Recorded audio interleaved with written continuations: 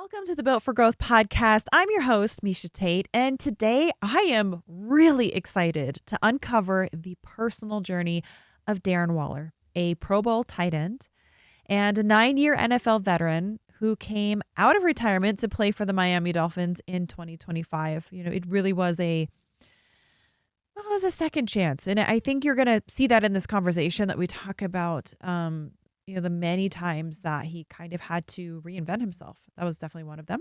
He's an advocate for mental health, addiction recovery, and total well-being. Darren has been sober for over 8 years after a near fatal accidental fentanyl overdose. He's founded the Darren Waller Foundation to provide access to treatment and sober living for young people struggling with substance abuse.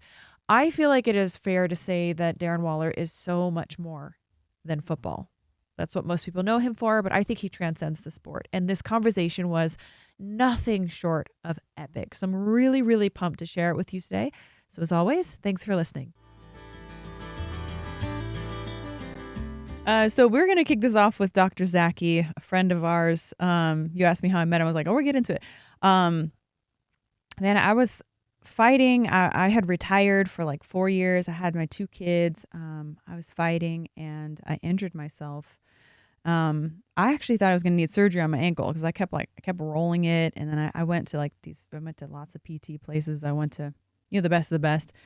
And they're like, we think you need surgery. So of course I go see the surgeon. The surgeon's like, yeah, you basically just, stretched out your ligaments and, that happens. And it's just, you've been doing this for a long time. And I was like, okay. And then by the grace of God, I don't know. I met Zaki and one appointment and I had I had the surgery scheduled for like Monday and it was Friday and I canceled it because it was like one appointment. And I was like, this is mind blowing, like how much progress I made in one appointment. And then he explained to me too, he's like, no, ligaments don't stretch out. Like, think about it. Like if you were to hang a weight, think about like the chicken ligaments and tone, like the body parts. He's like, if you're like, they don't stretch, they either tear or they don't, or they stay the same. He's like, they get weaker. He's like, but what's actually problem having is like your nervous system. He's like, it's not communicating to your ankle basically. And then he fixed all of it. He like basically rewired my brain. I mean, there was focus on the ankle, but not like the other physical therapist was all about the ankle. They were like, massage the ankle and like do things to strengthen the ankle. And it was actually more like neurological than anything. And I was like, what you do is not actually physical therapy. You realize that, right? And he's like, it's he's a magician. Everything. And it's like, I think the beautiful thing about Zaki is he has no agenda. And there's also like supreme intelligence. When you have those two together, it's like, because there's certain people in this world, it's like they're super smart, but they like can manipulate that or exploit that. Whereas he is like using that to serve you with no other intention than to serve you and to see you at your best. And so that's why it's like so many people appreciate him. One of my favorite things about walking into an appointment with Zaki or, with any of the people that work there, because it's all, the same concept is like, it's like the things they ask you. It's not like, oh, how's your ankle? How's your knee? It's like, how are you sleeping? Right. How are you doing? I'm like, that's nice. Like, that's refreshing. You get the full hour with him. So, I mean, it's nice. It's definitely different than an insurance model or a lot of other physical therapy experiences I've had. Not, I've been an athlete all my life. You've been an athlete all your life. I think you could tell there's a difference. Yeah, absolutely. Yeah. So many places are like, yeah, my ankle's messed up. Like, let's do these Yep. cookie cutter exercises ankle thing for your ankle. But it's like the body works together in so many strange ways. Yes. Yeah. I just want to take a real quick pause to say thank you so much for listening to the Built for Growth podcast. I'm excited to keep this going and the momentum that I have built. And there's just so much more support. I think each and every one of you, it means the world to me that you listen, that you care what I'm talking about, and that you are here to grow with me alongside each other. If you want to continue to support, something as simple as liking and subscribing to this podcast gives back in a massive way to me at no cost to you. So it would help me tremendously if you do. If you also wanted to go to my website, mieshatate.com, and subscribe to my newsletter, I send out stories and helpful information there as well. So I appreciate you guys. Thank you so much for all the support. It means the absolute world for me. Thank you. So good. Oh, I'm excited to have you here today. You have such an inspirational story. And when, Zaki was telling me about you, I was vaguely familiar, but I didn't know the half of it. And I think I still probably don't know the half of it. Yeah. I mean, I took a deep dive into your story because, I mean, it was you have a story. Like, it's incredible and it's very inspiring. So I'm really excited to dive into that. I think where I want to start is just a little bit in your upbringing. I haven't heard you talk a lot about that, and at least what I was able to see is just like, you know, where'd you get your start? What was your family life like and your parents? Can you talk a little bit about your parents and your grandpa, you know, the music and everything? But like, yeah, tell me about it. What was the beginnings? What was it like? So I grew up a 2-parent household. Parents still together today. About 30 minutes north of Atlanta, Georgia. Nobody knows where Ackworth, Georgia is, so I say I'm from Atlanta. Yeah, great house. Nothing, great external environment, like nice schools, nice neighborhoods, like nothing that was anything dangerous or anything like that. I learn more now as I get older, like things in my childhood, like how they impacted the way I am today. And so I see now that there was no like direct like addiction or alcoholism in my household, but both of my parents grew up in addicted households. My mom's dad was an addict, and both of my dad's parents, who I never even met, were addicts as well.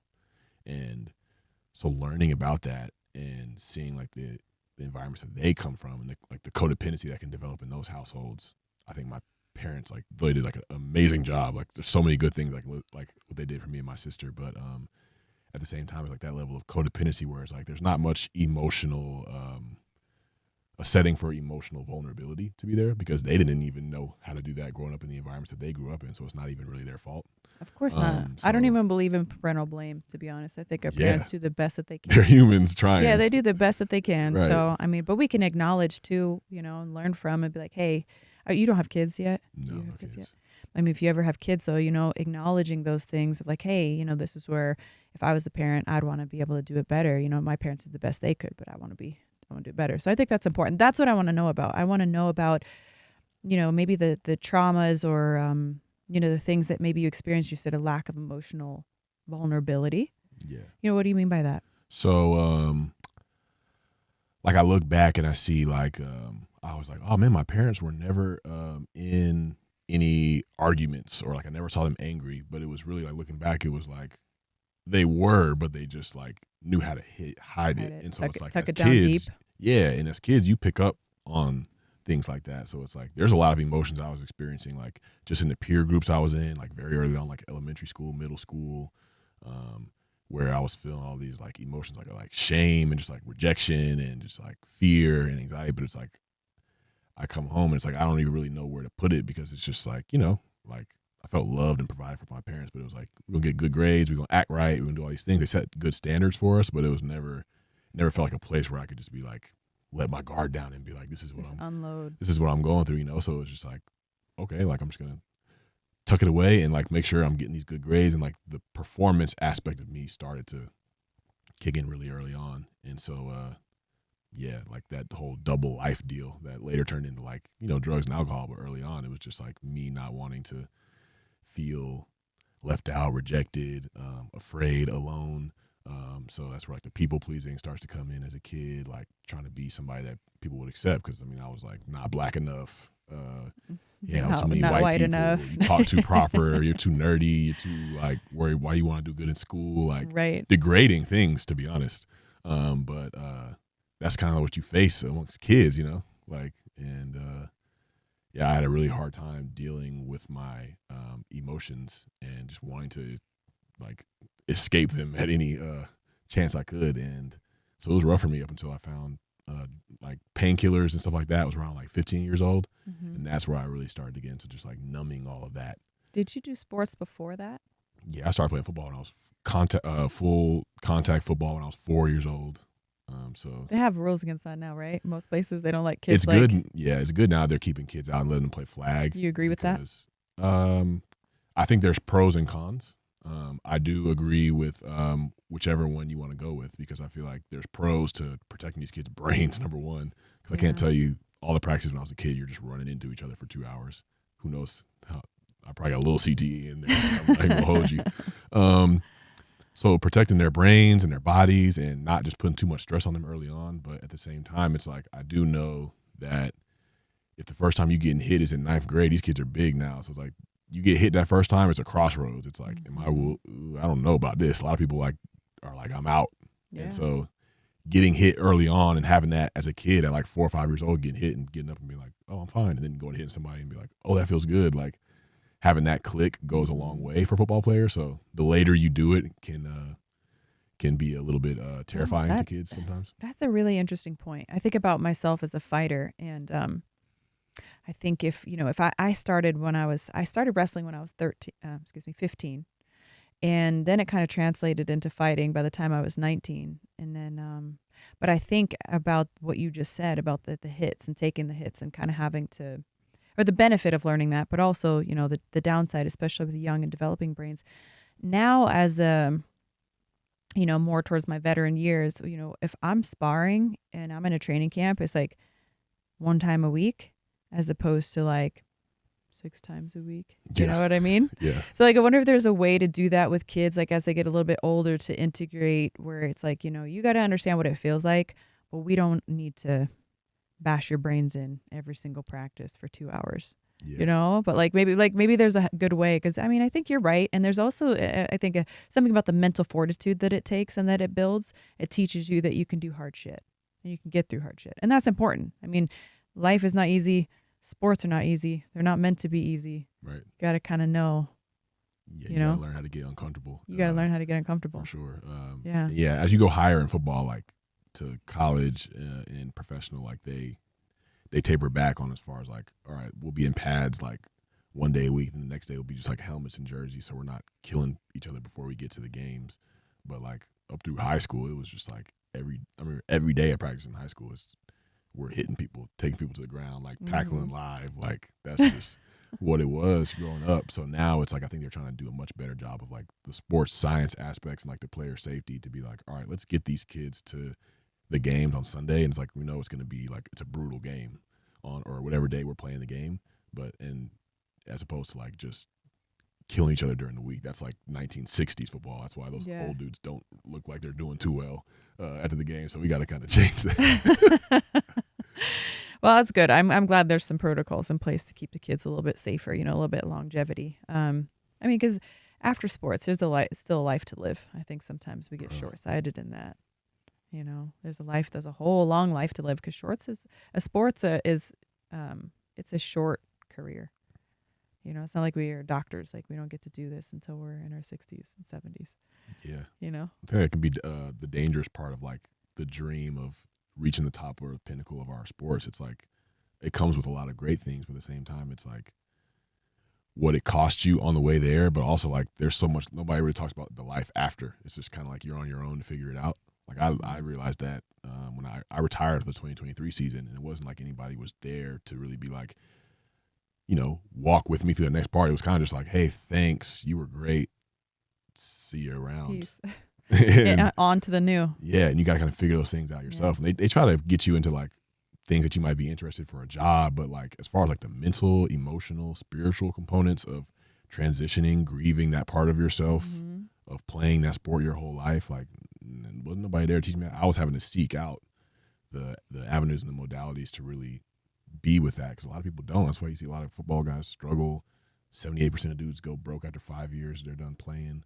It's just it's a tough transition, and everybody's just like, oh, let's get to the dream. Let's get to it's great there. Like, but then after, it's kind of like chew you up, spit you out. Somebody else is wearing your jersey number a few minutes after you leave. No kidding. You said a lot of really powerful things there, and I can relate to some of that too. I remember, I was 29, and I retired, and I retired for like 4.5 years, and I had 2 kids in that time.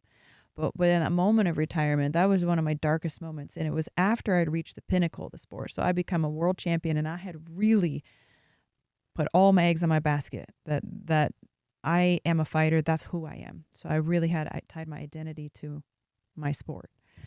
And the what I thought was going to be the best part was like obtaining that belt and the title and the clout and the notoriety and the money and everything that comes with being one the one person in the world, the baddest bitch in the world, is like, it was also the worst thing.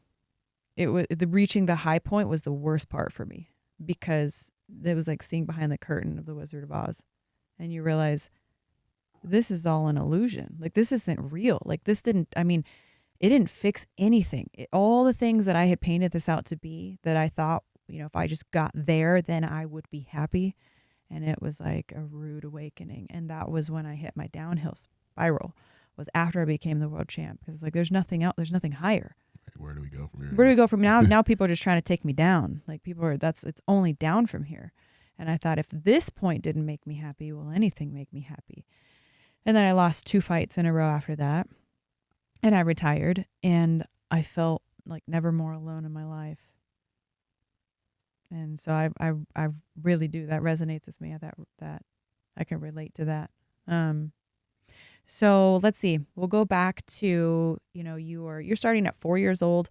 I want to talk about from that point up to, you know, when you're 15 and you're kind of starting to dabble in some things that weren't so great for you. But at 4 years old, 5 years old, 6 years old, I mean, were you very drawn to sport, and what did it do for you? Like, why were you into it? There was some draw for football that I didn't even really know where it came from. I don't think my parents know where it came from.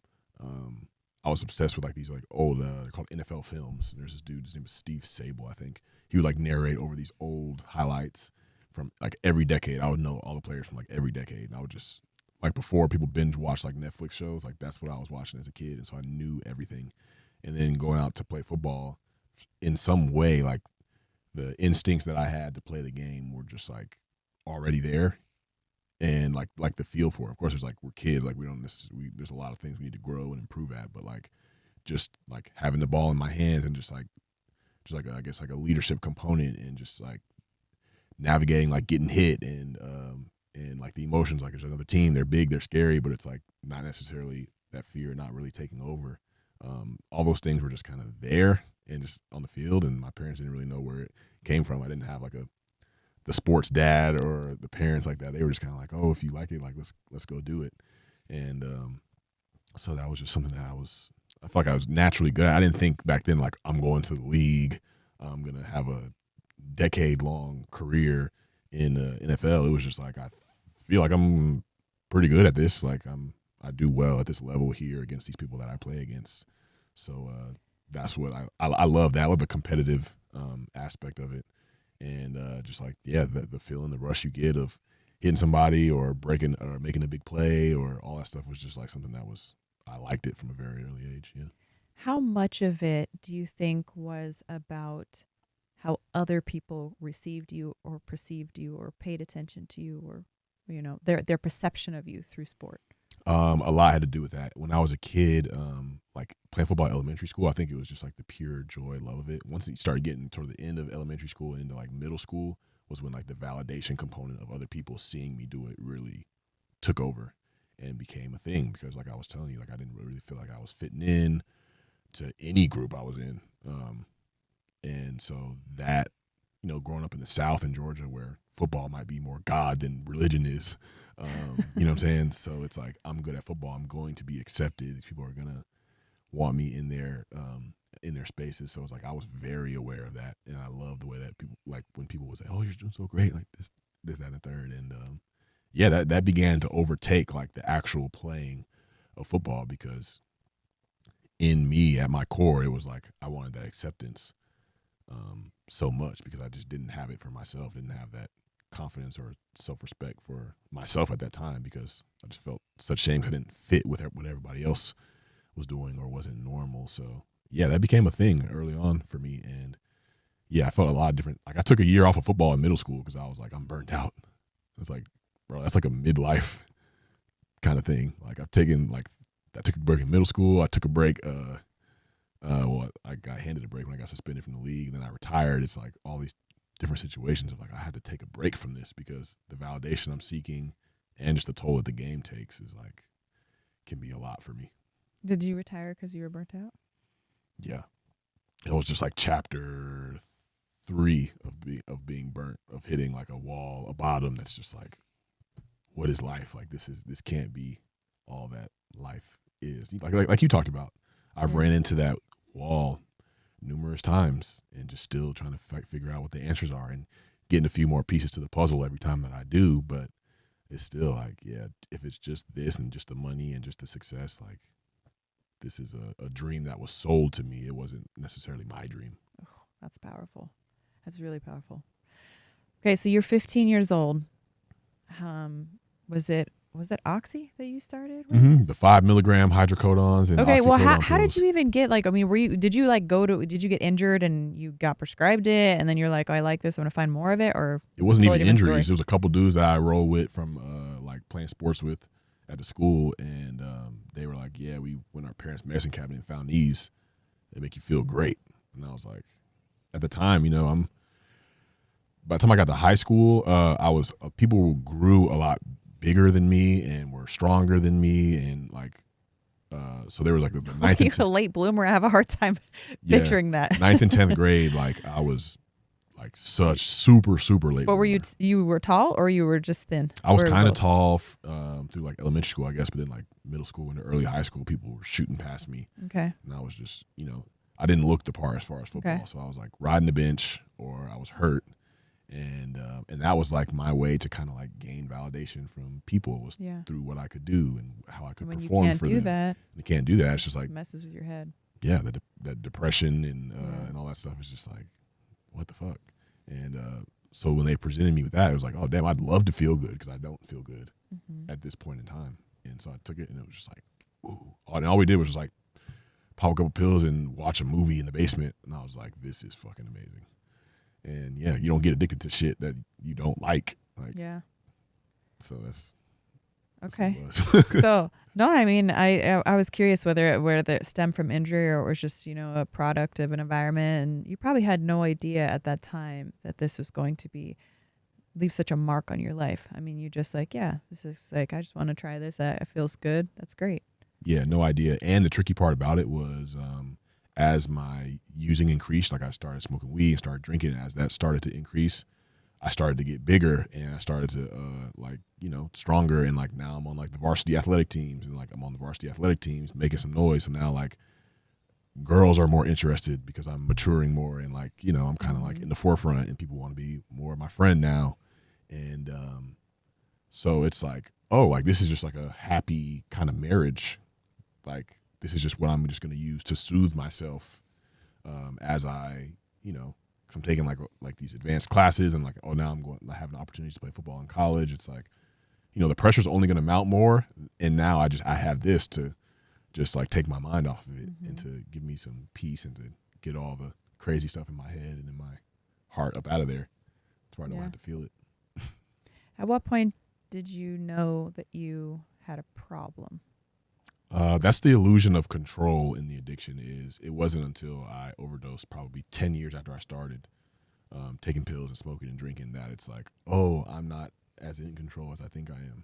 Like that's what addiction does. It's like at the root of addiction is like self-deception, to where it's like there's denial is at play and all these things. Cause there was never once where I'm like, yeah, I can drink a whole 30 pack by myself and pop a couple perks and bang a little key bump, like, and I'm living life, and it's just like never once was like, something seems odd about that amount of substance use. Like never once had that thought, because I'm like, it's How did you feel about it then? That you could do all those, you could do that. You get a weird like dark sense of pride from it. Like I can drink you under the table, or I can snort this amount, or there's like a sense of pride in that. People see that and they're like, because like I said, there was never really like that me as I am. I didn't really feel like I was accepted or seen as like a man or like this powerful person. But it's like, oh, I'm drinking the whole 30 pack. Like they're like, damn, like he can really do that, and you get that sense of pride from it. And it's like at the same time, I'm maintaining my grades. I'm still like, I show up places. There's no like glaring consequences because of my actions, so I can lean back on that. I'm like, I'm at Georgia Tech and this is a difficult school and I'm still doing fine, and I show up and I practice and do all this stuff. So it's like, usually think like, oh, an addict or an alcoholic is like a bum under a bench, right, with hasn't showered in weeks, like, and it's like, nah, like addicts or millionaires like and people like that are have the nicest clothes on. Oh yeah, true. But yeah, I mean, I don't think you didn't categorize yourself as an addict at that point. You didn't think that until you had a big issue later in life. Right. Yeah. Okay, so you're 15 years old. You're exploring with this a little bit, and then that kind of leads you said kind of like a gateway towards all these other things, and you're moving through life, and you get how did college go? Like, what was that like? You got accepted into college. Was that like, and for football, did you feel like good about that? Were you excited? Were you feeling a burnout already at that point? Were you numb? A little bit of all of that, because I remember being committed to Georgia Tech in high school and like knowing I'm going to play in college, and it felt more of like a burden than it did like, because most people are like, oh, this is my dream, this feels amazing. To me, it was more like, well, fuck, sometimes I think I'd rather just be done with football after high school. Yeah, you're like, really stuck now. Figure out my life. Yeah, so it's kind of like a trapped element. And there's like, who am I to, people would think I'm an idiot if I have these abilities and not go forward and try to like maximize them. So there's the pressure also of like letting people down. Yeah. A lot of my, just like I talked about that codependency in the beginning. It's just like everything centering around like other people's opinions and other people, if they think I'm good, then I'm good, as opposed to like having that level of like, integrity and congruency in myself to where it's like, this is how I feel and I feel good about my life. And it's like, when I feel good about my life, I'll attract people that feel good about their lives and they'll accept me as I am. But I just had no comprehension that kind of world existed. So I was feeling trapped in like, this is the route I gotta go because this is the route they told me I should go. And how bad did it get before, the overdose situation? And can you kind of lead into that? Like, how did that transpire? Yeah, so you're talking Overdose was August of 2017. I get to college, that's like 2011. So my using like definitely ramps up. I mean, throughout the 4 years of college, I'm drinking at least 4 or 5 times a week. And it really didn't have like, you didn't feel like it impaired your ability to perform as an athlete? Nope. We would be drinking till 2 a.m. and wake up and go to 6 a.m. workouts and be throwing weight around and running sprints and doing all kinds of stuff. So it was just like, we were able to pull it off. I'm sure looking back, it's like, man, imagine if we like got some sleep, like what could be possible? Hindsight, right? What could have been possible? But even without sleep, like it's like, okay, like, oh, I can handle all of my business while still doing this. So that's like gives it even more of a green light. And smoking weed every day. Perks whenever you can get my hands on them. Were the people around you, like your team, your coaches, your family, did anybody know to like the depth at which you were doing? I mean, obviously you said you kind of had a dark humor. People probably understood like, oh, he can hold his alcohol or he can, he smokes weed. But like, did people really know? I mean, did they know that you were popping Percocets? Did they know that there was like an element that was beyond, like red flags? Like, or were you hiding that? I mastered the art of hiding, like completely mastered. Just in like the just hiding in plain sight, like being able to put the smile on and get the good grades and say yes ma'am, no ma'am, and say a joke and do all that stuff. Like completely mastered that to where it's like now I have the cover to do what I really do, like really creating that double life. Like I remember my parents, they got interviewed one time with one of the stories, and my dad was like, one time I was like, yeah, I was starting to notice like the bottle of pills that was in my nightstand started going lower and lower. And I was like, where are these pills going? So I started to pick up on things, but it's like, because I had the outward appearance of, oh man, he's killing it. Like he's in school, like he's playing ball, like he's a nice person, like respectful. Like once people see that, they don't try to penetrate more than that. It's like, so now like I'm safe to live behind that wall or that exterior that I've put out. So long as you don't show any of the weakness or the suffering. Yeah. Or anything. There's people that were around me all the time. Like, dude I still talk to, he's a coach at UNLV. He was like one of my closest friends on the team in college. He was like, bro, I never had any idea that you were dealing with what you were dealing with. I thought we were just having a good time. And I was like, yeah, a lot of time I was having a good time. But a lot of time was, that good time was just drowning out and numbing whatever I was experiencing internally. So that just skyrockets through college. Like I failed drug tests in college, got arrested in college, which was my second arrest. I got arrested in high school. For what? Weed possession. Both times? High school was like I was under the influence, but I was trying to be with these dudes on my high school team, like be cool, because they were like taking bats and hitting people's car windows out, throwing rocks and soda cans into their house windows and shit like that. So I'm like, yeah, I'm on that. Like, you know, I'm trying to be part of. Yeah. And so got caught doing shit like that. And then like a couple drug possession arrests. I've been arrested 3 times. Okay. And let's see, where do we go from there? So you've been arrested 3 times. Did that have any like bearing? Did that have any like, I don't know, did that have any like trajectory, consequence? Where you a lot of consequences that I wasn't even fully aware of. So it's like getting arrested in high school got me kicked off my high school basketball team. Getting arrested in college. Did that hurt? I mean, did that make you upset? Yeah, it did. And then they asked me to come back my senior year, and I was basically like, fuck right off. Because of like, you know, that resentment and that pride that's in there. And so I was just like, yeah, I'm going to just use my spring senior year to just get fucked up the whole time before I go to college. and not, I'll go to some of the basketball games and just be fucked up there watching the basketball games. But yeah, of course, at the time, it was just like, damn, they kicked me off the team. Like, fuck, because I never really got to see how good I could have been in basketball. And I enjoyed all those dudes I've been playing with since like the middle school level. So yeah, it hurt, but I didn't allow myself to you feel probably that just hurt. Numbed it, right? Again, oh yeah, that was already, no feelings were allowed to be felt. That kind of goes back to like the stuff I was explaining in my childhood of just like, I don't know what to do with these emotions, so get them the fuck out of here. Yeah, no feelings were allowed to be felt. I think a lot of men struggle with that. I think that you're definitely not alone with that. I think women have a little easier time because I don't think we have the societal pressure of like, you know, it's okay for us to like cry or, you know, Right. be quote unquote, you know, what men would consider like weak. Like that's okay. That's like more of a girl's nature. But men, like you got to suck it up. Like you got to tuck it down deep. You got to be a man. Like don't cry. That's for your sister. That's for girls, you know. But I've learned so much more about just emotions are just human. Like there is no such thing, I don't believe, as good emotions or bad emotions. Yeah, you're truly robbing yourself of the experience of what it's like to be truly human when you don't allow yourself to feel emotions that you deem as negative. Like you're just floating through life at that point, trying to chase a high, trying to chase good emotions, when it's like a lot of the times those emotions you deem as negative are really just trying to teach you something, really try to give you that full picture, like the yin and yang. It's like you're not getting the full picture. You're not, that good ain't gonna hit as good or as hard when you don't have those more difficult situations to go through to give you a new level of appreciation. Yeah, you kind of just go through life stagnant. You know, you don't get the high of the good without the low of the bad. No. When was the first time that you really felt good or bad, that you really felt?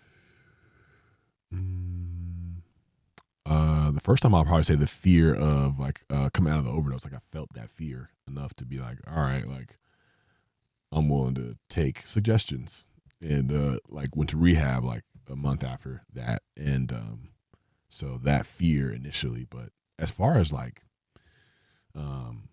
allowing myself to feel like, and just like really like feeling connected to what I'm feeling like in my body and my emotions, like bro, not until like really recently, like the last couple 8 years sober now? The last couple years, yeah. Because I mean, what a lot of people don't think about of addiction is like the moment I gave up drugs and alcohol, I picked up addiction to like sex, love. I was going to ask you that. I knew it because immediately. I'm of the belief that you can't just set something down without putting something in its place. Something like so you got to have like, I mean, if you want to be more successful of like dropping unhealthy addictions, then you need new tools, new skills, because you just trade one for the other. Like anybody will do that. Right.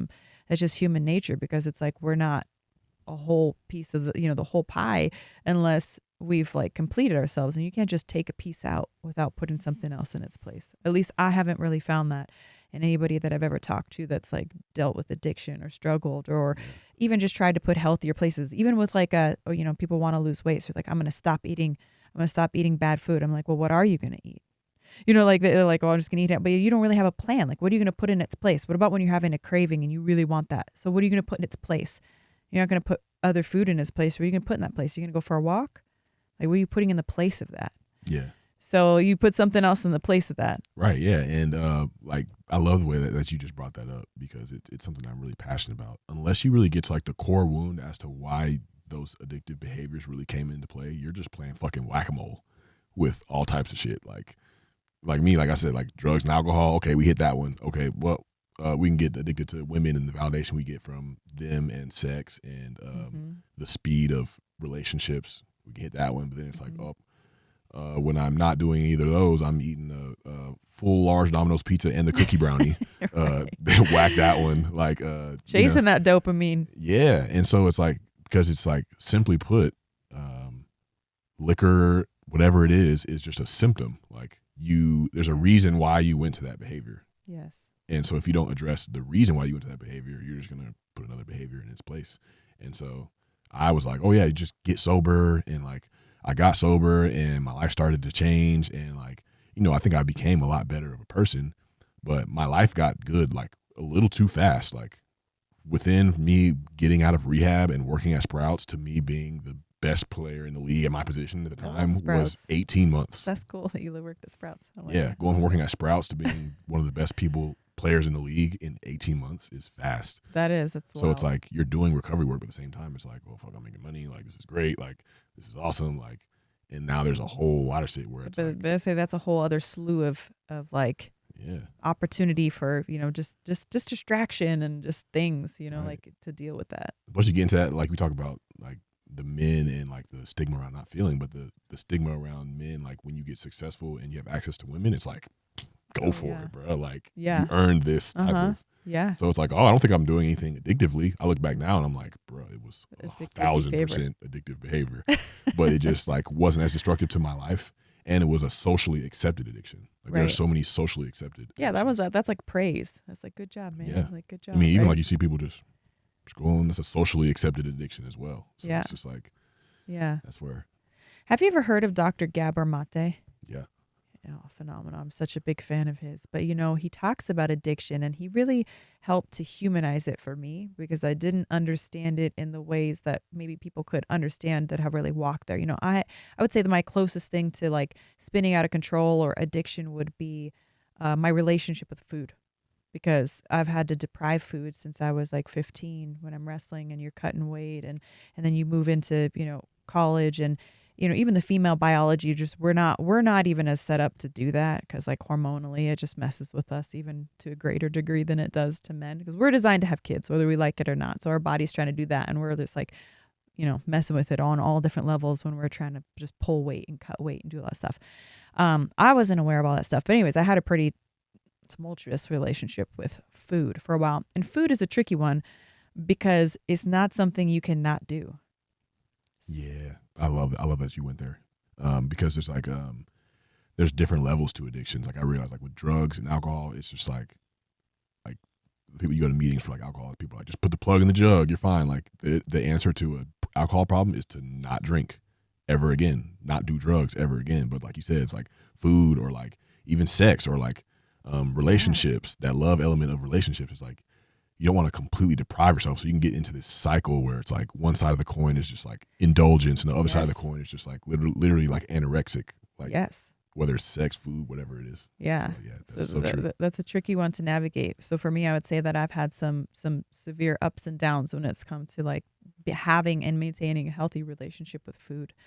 But I have not struggled with like a drug or alcohol addiction. It's a different scenario. So, I can only assume or try to think through other people's experiences, which I appreciate you sharing, is what that might be like. And so Dr. Gabor Mate really humanized that for me. And he's like, what is wrong with people wanting to feel good? Like inherently, all humans want to feel good, and that is not wrong. Now, the issue with addiction is that it's a maladaptive coping skill. You're not fixing the issue. You are masking the issue, but you are trying to feel good. And you can't dehumanize that. Like you can't say like, oh, you're wrong for that. Like you shouldn't feel good. I should be able to feel good, but you shouldn't, or vice versa. Like we can't look at anybody and be like, yeah, you don't have the right to feel good. Everybody has the right to feel good. It's just like some people don't feel good and they don't have the skills or the know-how or haven't worked through whatever it is that's holding them back from feeling good. So it's better than feeling bad is to have this addiction. And he described one time of like, I think it was a heroin addict that he was having a conversation with that said, when I shoot up, it's like having a warm hug, like a hug from my mom, like being held by my mom, just like this overwhelming feeling of like just good. And I'm like, man, like that really puts it in perspective for me. Yeah, I get why you would resort to that. Absolutely. I've heard it say like the exact way you put it. Like I've heard somebody say it's you're trying to meet a legitimate need with an illegitimate response. And it's like, yeah, like we're trying to like we want to feel good, we want to feel like fulfilled, we want to feel that warmth. Like that's what the pills did for me. Like that tingliness that you get from popping a few of those, bruh. That's the feeling, bruh. So I totally relate to that. Yeah, I love the way that Gabramante puts all that out there. It's so good. Let's talk about the actual overdose. How did that transpire? Were you like trying to take a break and you did more than you meant to, or like what happened? So for context, this is August 11th, 2017.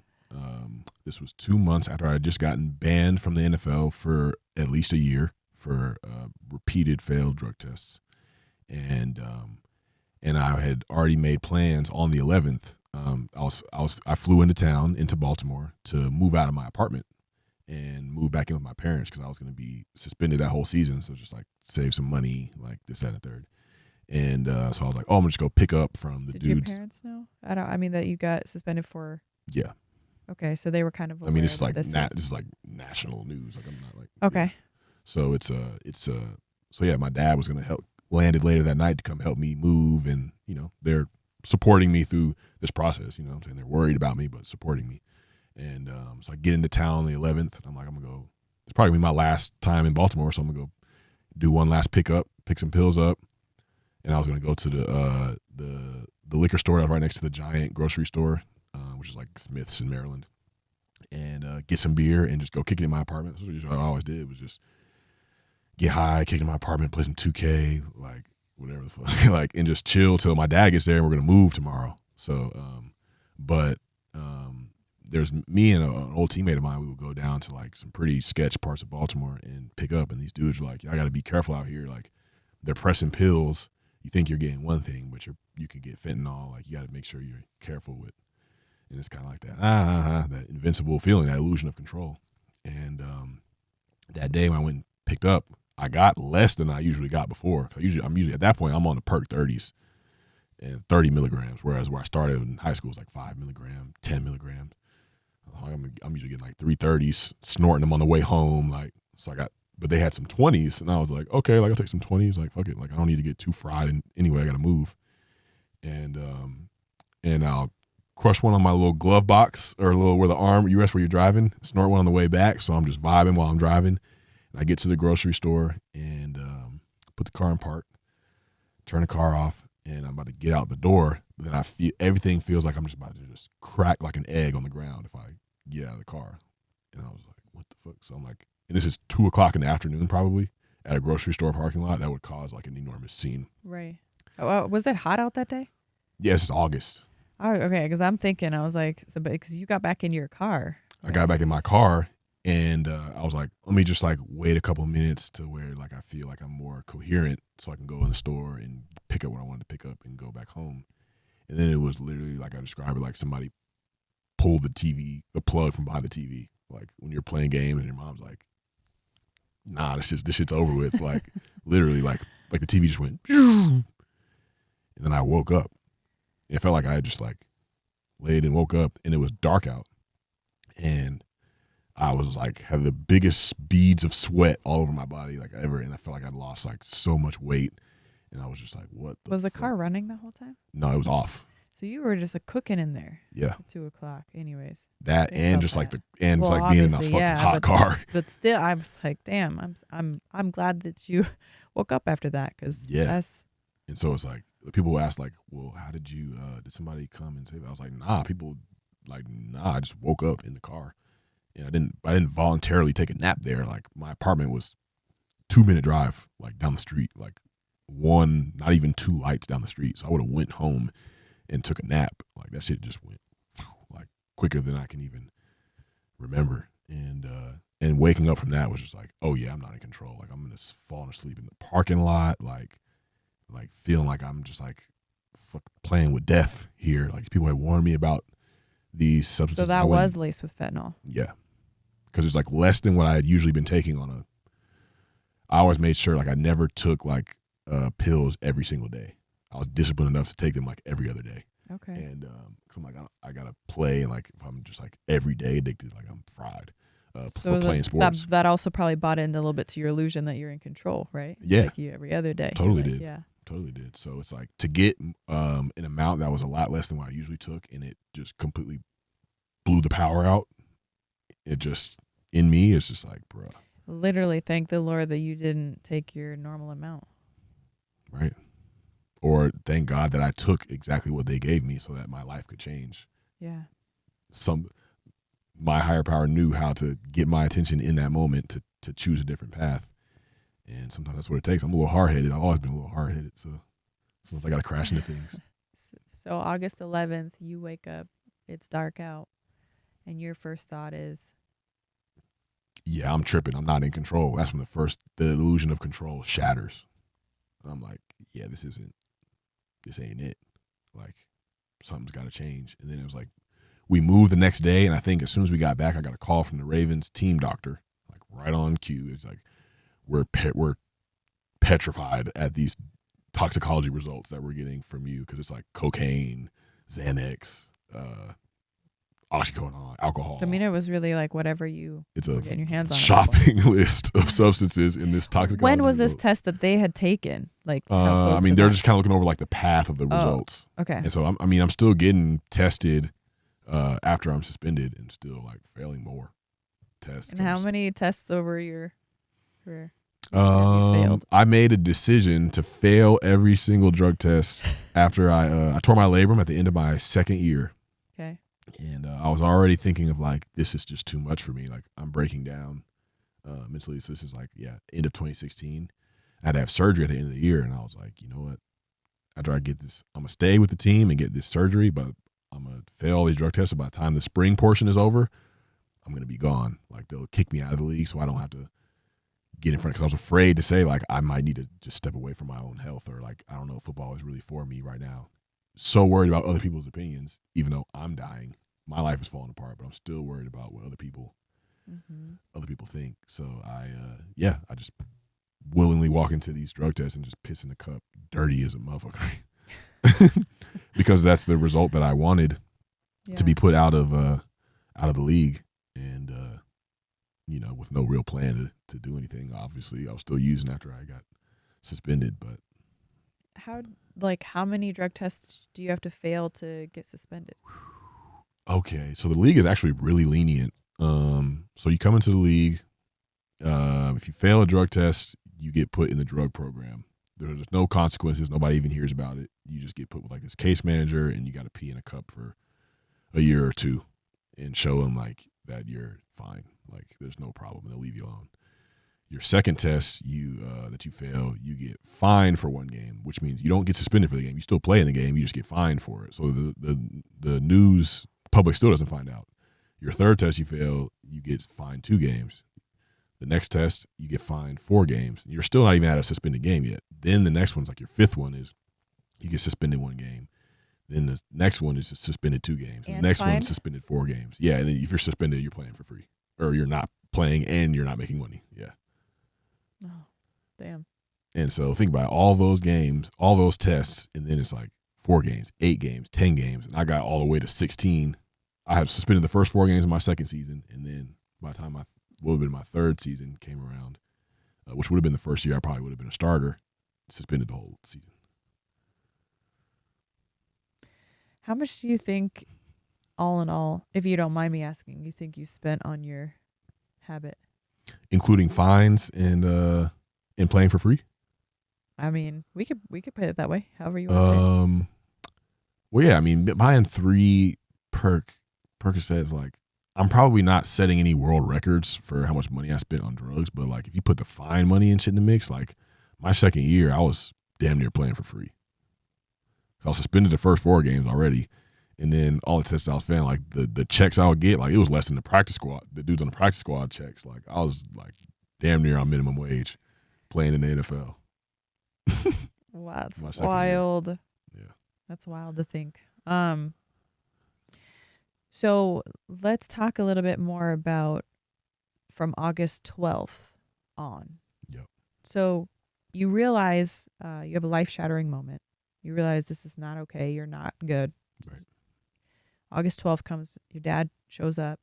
You guys move. What do you like? How do you try to remedy that? What do you do when you just don't have any of the things that you've tried to rely on before? And how do you start to try to move through that? I mean, you kind of mentioned, that the girls was something that you kind of like moved your attention to, but like, was there anything beyond that, or what was the process like? Well, right after that, like I was talking about, the team doctor called. At the end of that call, he said, "We want you to see this addiction specialist in Atlanta at this place called Talbot." It was like College Park, kind of at the airport. And I went there and saw this doctor, and he was like, "Yeah, you need to go to treatment immediately, my boy. Dual diagnosis, mental health and substance abuse." And I went to rehab in Maine, this place called Borden Cottage, McLean Hospital. There, I went to detox in Boston, and then went to the rehab in Maine, and that shit was that was a spark to like at least begin on this path of recovery and change and vulnerability. And so yeah, I mean, it did numbers for me. Like you get introduced to recovery meetings and like one-on-one therapy and journaling and meditation, and starting to embark on this journey of like, okay, who is God to me? Who is my higher power? And going on that journey as well. And so yeah, that changed the game for me. Like, had you ever been approached by anyone before that about potentially seeking that kind of help? Yeah, in college, the team used to send me to these outpatient groups where you go for like 3 hours a night, like 3 days a week for like 6 weeks. And so yeah, they would send me there. They would send me to see psychologists and psychiatrists and all that stuff. So people definitely tried to help, but it's like, oldest adage in the book, like until you're willing to help yourself and participate in that help, the help that people are offering cannot be of any service to you until you're willing to start to move towards and live in the solution. No. So it wasn't until after that event that happened in your car that you were like, I think I needed to make change. I'm ready to do that. Like if that hadn't happened, you may still be. Well, yeah, you gotta get tired. You gotta get tired. Like you gotta get done. Like there's some old dudes that be in the meetings like, bro, are you done yet? You gotta go get done. Because if you're not done, then you're gonna keep doing the same stuff. At that point, I was like, bro, I'm done. Like this is crazy. This is way past what I ever thought it would be. So when you're done, you're like, it's a sense of like desperation and urgency to like, I'm open, like I'm willing to see, whereas before it was like, I got this, I'm under control. Like, what was your spiritual relationship like at the time of that and the time, moving forward, and maybe even throughout your life? Kind of how has it developed? From a child, grew up in a Christian household. Mom's devout. Grandpa was an addict but became a pastor. Great grandma, pastor, prayer warriors just down the line. So we had to go to church, and black church is in eternity. You be in that mug 9 a.m. to 2 p.m. and getting the back of your head slapped because you falling asleep. I'm like 9 years old, so like there's no way my attention span can withhold this long service. So church was more of a chore than it was a connection. And part of me knew how to exploit going to church, knowing scripture as a way to boost my self-image, to look better to people. So I used that. But yeah, it was more so like, as a lot of kid, I felt a lot of shame. So it's growing up and reading the Bible, going to church, stuff like that. It's like, do these things and like, or you're going to hell, like don't. And it's like, so there's like fear mongering. Yeah, so that on top of the shame I was already feeling was like, bro, I can't connect to this, because like then I'm gonna be like, oh well, let me go to church because I'm gonna get cut by a flaming sword out the sky, like if I don't do these things right. Whereas it's like a relationship with God has to come from a place of love and a place of like willingness and joy, and like, so I just never had that before. Sure, plenty of people had that experience in Christianity. I just wasn't able to have that experience with what was going on inside of me, and just going on through all the decisions I'm making, all the lying, cheating, stealing, drugs, alcohol, like womanizing. Like I'm like, God ain't approving of this, so like I'm gonna just go over here and just like, and just not really have no spiritual life whatsoever. Like it's really literally like spiritual bankruptcy. So yeah, not until I got to rehab and stuff like that I started to come back to realize like, maybe there is like a God, like, or something higher than me that's working in my favor. Like I even noticed that when I was working at Sprouts, where I was just like, I would have these like intuitive thoughts and feelings where it was like, because I didn't really want to go back to playing football. I was good and done. But then it was like I was having these intuitive thoughts. I was like, it's not really me thinking, but it's like it's happening inside of me to where it's like, oh, like, returning to football and like, but the return to football being bigger than just like going out there and like catching passes or making money or something like that, but like having a bigger purpose in that. And I was like, I can look back now and be like, totally, that was like me being guided intuitively. And so that's like how a relationship with God for me began to form and to lean on for wisdom and like, changing my character and changing my decision making and, having the power to just like take the contrary action. That's what recovery is all about. Addiction, you get so used to taking these actions that bring you instant gratification and bring about shame, all that stuff. So it's like literally rewiring yourself to choose different actions that are uncomfortable and that are against the grain of what your disease has been producing in you and through you. And if you make those decisions long enough over time, like you'll notice in yourself, like how your brain changes, how you think changes, how you feel changes. And it really started to make strides. Like I said, obviously it's like it's taken deep into my recovery 8+ years, like around year 6 and 7 was like feeling like even another low point in my recovery because realizing how much the other addictions started to come into play. But just to get on that road and get on that path, that rehab experience and sticking with like an aftercare plan, going to group therapy regularly and keeping up with meditation, going to meetings, getting a sponsor, doing all the book work, all that stuff was tremendously helpful to turn my life around. It was really just put me on the path of like, okay, now there's so much other stuff we have to look at. At first I thought I was like, oh, I ran through the finish line. We're great. Life's great. Like, here we go. We're just living now. But I had no idea that was just the tip of the iceberg, getting sober. So what do you think is one of the most powerful things that you've learned in this road to recovery? Just in total recovery amongst everything that I use addictively is like you have to first like gain an understanding of what has gotten you to this point. Like, cause I remember I went to this sound bath like a couple years ago, and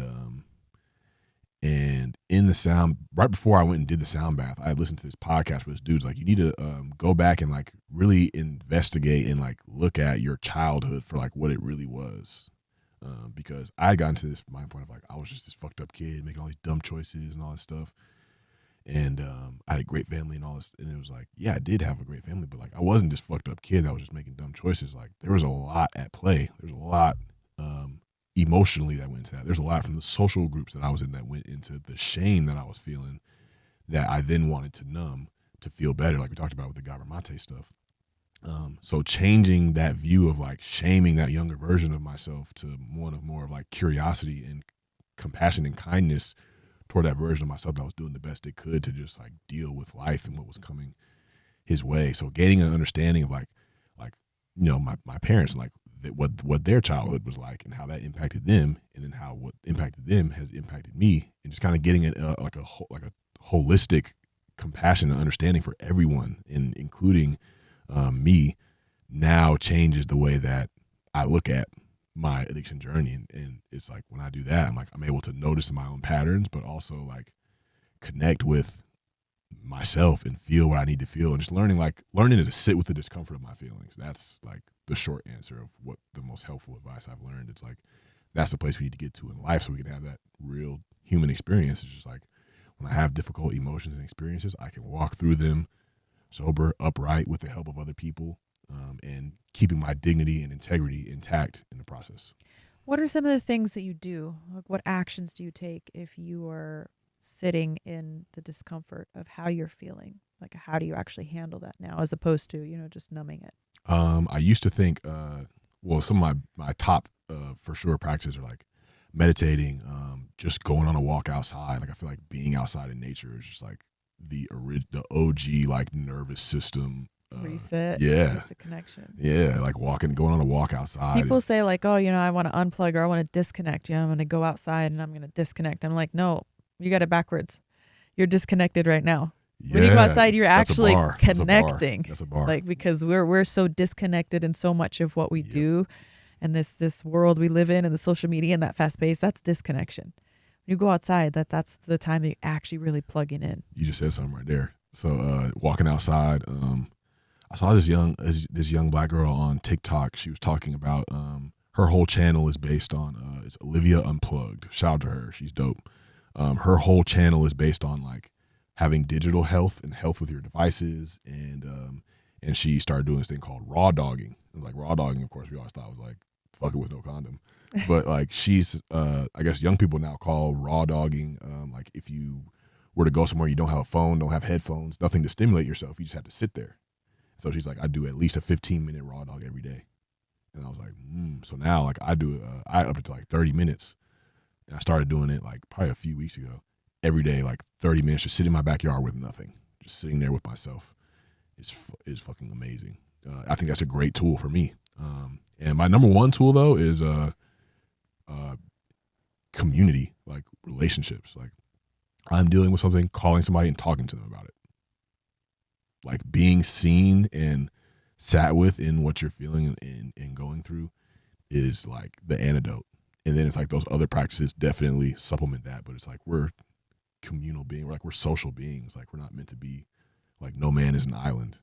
Like we need that connection. So that's like definitely number one for me. And I'm such an isolator myself. It's so different for me now, really like immersing myself in being truly vulnerable, not just selectively vulnerable with people, like putting myself out there for people that I trust and have those relationships with. That's like the main tool. But it's like meditation, getting outside, raw dogging, physical activity for sure. Like I don't think you can have spiritual health, mental health, emotional health, and be like not have physical health, not take care of your body, not have a solid diet most of the time. Like I think those things all go hand in hand. And just having like hobbies, creative things that you enjoy. Like we spend so much time on our phones and technology. Yeah. It's like, bro, get a hobby. Like that's why music is so powerful for me. It's just like it's something for me to pour into, and I do it because like I just fucking love it. Like if nobody gave a fuck about my music, I'm making music.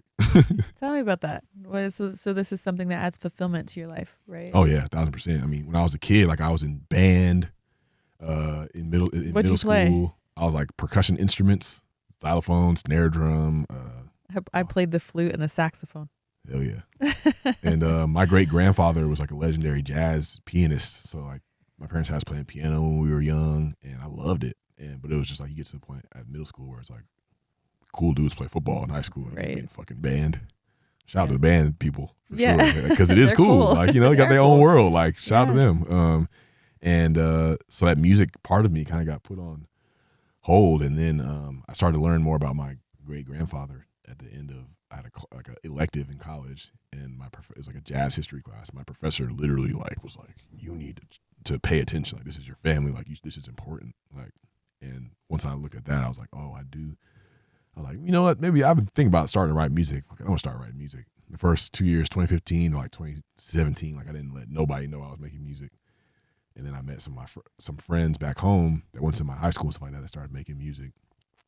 That became some of my producers, and then just started grinding from there. And now I'm like 10 years in of putting shots up, and now people see the music I put out now, and it's just like, you know, it's a lot more polished and a lot better sounding, but it's like there's a lot of shots that got put up, and just like, you know, doing it because I loved it. And I'm thinking the whole way like, oh man, I'll never make anything as good as this. And I listen to it now, and I'm like, fuck, it's like the music I make now is like so much further along, and has so much more depth and conviction in it. So it's just like something that has given balance to that side of me as like a performer, buttoned up, polished, like getting the validation of people. Or like music is more of like, I've learned how to become a beginner and like suck at something and not be good at it, and then slowly build some muscle memory and get pretty good at it, and just enjoy the journey and express myself authentically.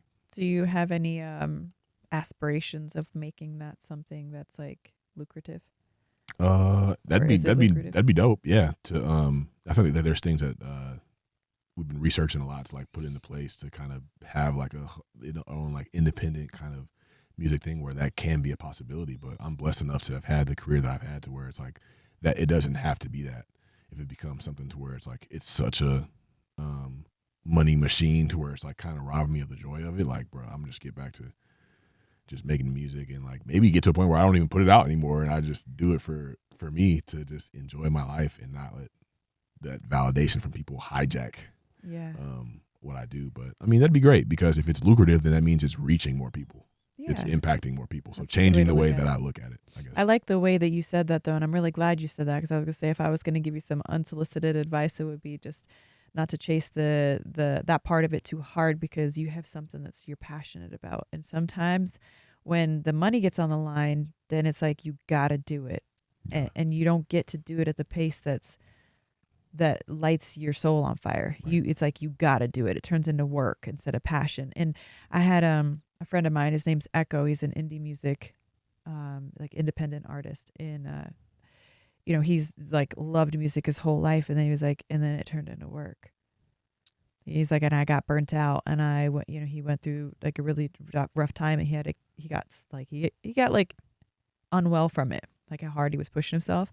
He had to cancel like a tour that he was, going to go on. And so it's kind of like one of those things. It's like, man, I'm the same as like sports always been my passion. It's just been what has been made me feel alive, given me value, given me purpose until I got to a point in my life where I had to outgrow that.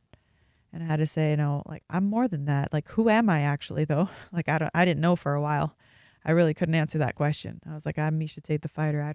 What do you mean? Like, what else? There's nothing else. That's all I do. I'm on the grind. I want to be a champion. That's it. And then that whole like falling apart of the illusion and then the retiring. And then I had my kids and that really gave me a different perspective and a level of depth of soul purpose. These little gifts from God. It's like these little people that you're responsible for. It's like you love them so much and they're like this extension of you. It's like your heart and your soul are living outside your body now. Wow. And you just see and you just like you fiercely you just want to protect them and you want to be the best that you can for them, but you want to light them, but you don't want to take over. It's like this amazing experience and also it's scary because it's like you don't know what mistakes you're even making. Like our parents, like they didn't know what mistakes they were making. Like they tried their best. And, I don't have like by any means like a 10 out of 10 trauma childhood by any means, but I was fucked up too for a long time there because my mom, she was an overworker. She was always overstressed, always undervalued herself. Her purpose was in how many times she could say yes to somebody in a day. That's how she served herself. It was like she served only through others. She did not see value in herself. So it was just like, how can I, she didn't know how to say no. She would just overextend herself in every single situation. And my dad, he went through his own stint of addiction to pills as well.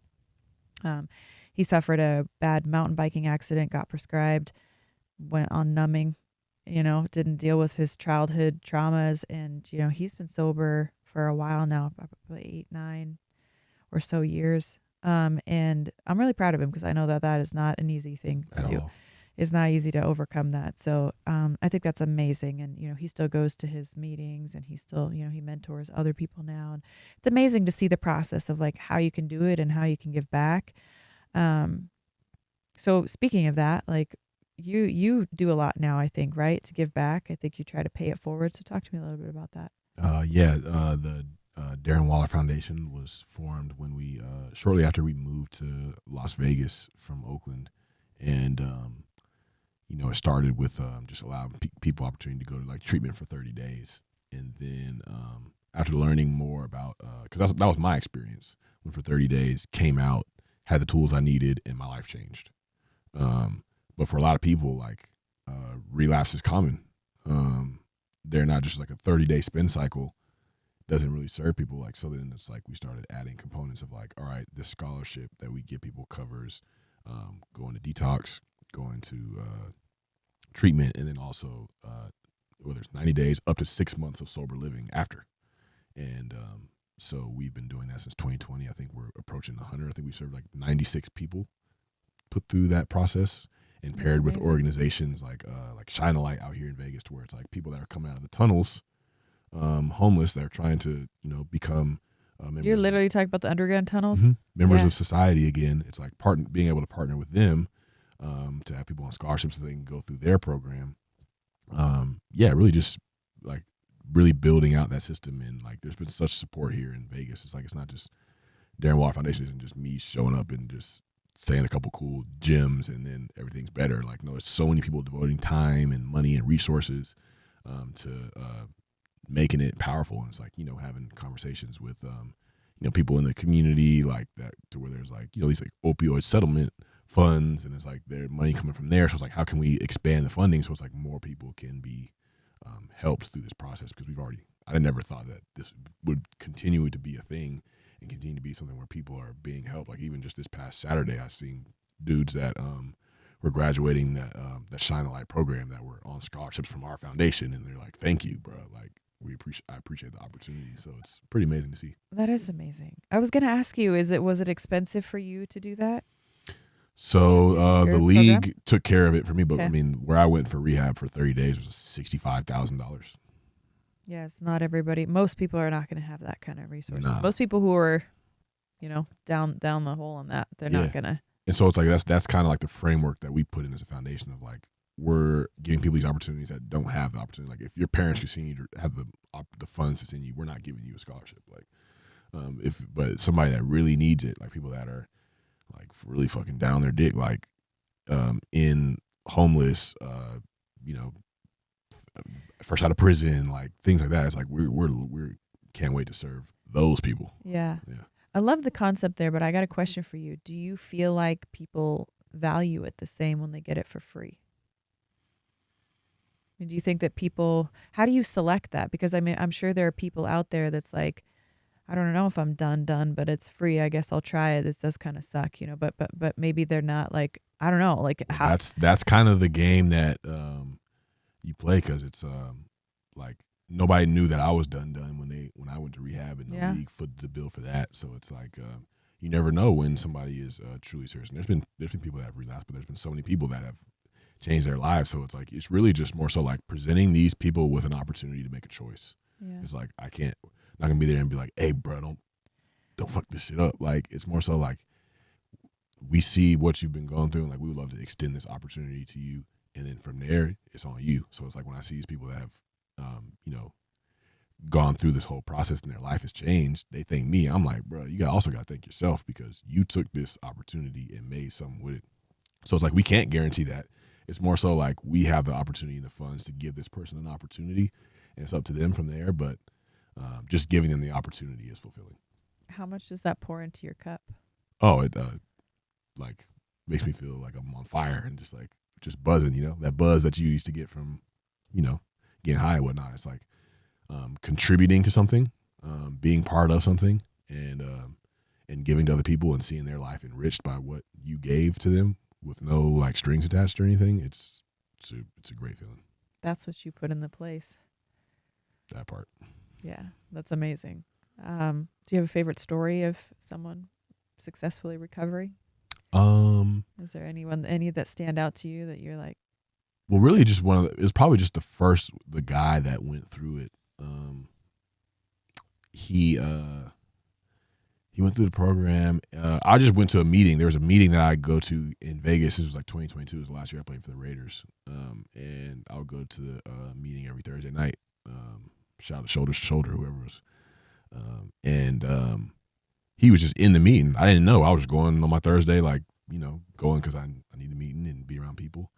And he had came up to me and was like, "Hey, I just wanted to let you know, like, your foundation, like, gave me an opportunity to change my life.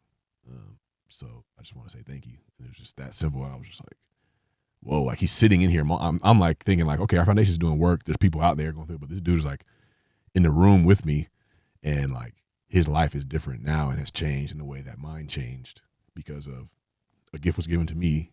And then I was able to give the gift, or the work that my foundation does, to give the gift to him. And he's seeing the same thing happen.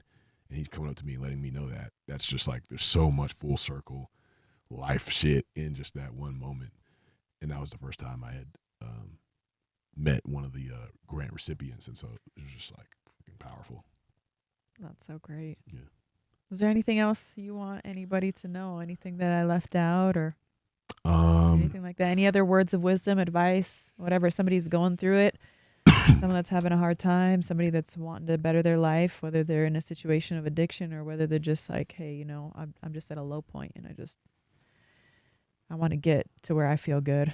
Yeah, I mean, something my therapist said to me one time, it wasn't even over anything big. I was just like asking for advice. And she said, allow yourself to have the experience that you're having. And I was just like, it was such a simple sentence, but it was also like, how often do I just like immediately when I'm having an experience beat myself up because it's not the experience I should be having? I'm not further along than I should be. I should have known this quicker. I should have had this figured out earlier. Like, just relentless on myself. It's like, bro, let yourself have the experience that you're having. You're right where you need to be. And then also with that, it's like addicts, people that are often depressed, we're alone and isolated a lot. Like, you have to get around community, and it's going to be extremely difficult because it's going to feel like your skin is on fire and you feel like you're going to die by sharing and being vulnerable with these people. And that's how I felt initially. But once you break through that wall and present a new pattern, your brain works on pattern recognition. So once you see like, oh, this vulnerability was scary, but I pushed through it and it allowed me to feel seen, heard, understood, and accepted. Your brain's like, oh, wait, like we might got something here.